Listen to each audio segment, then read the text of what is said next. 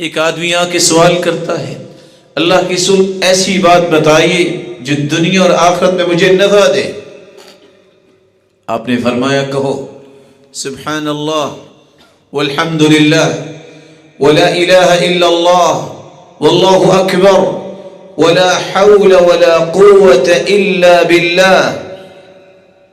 وہ خوش ہو گیا, تھوڑا سا چل کے گیا, کہتے سبحان اللہ, یہ تو اللہ کے لیے ہوا کہ اللہ کی حمد و ثنا بیان ہوئی.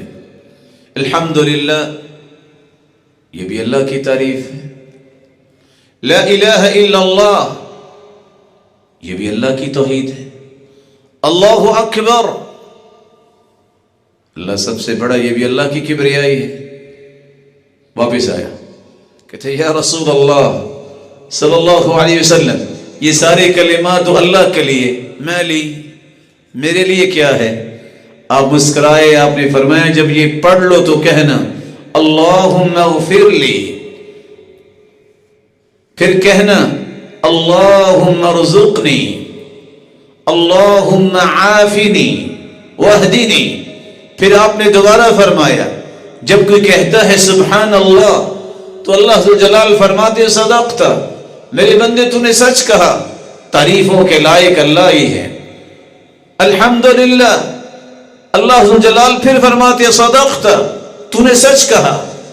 ان چاروں کلمات پہ 4 مرتبہ صداقت کی مہر اللہ کی طرف سے لگتی ہے.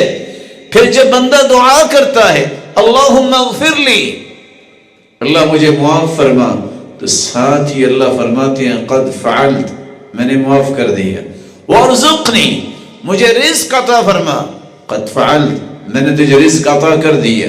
وعافنی, مجھے عافیت سے نواز, قد فعلت, میں نے تجھے عافیت سے نواز دیا اور تجھے ہدایت یافتہ بنا دیا.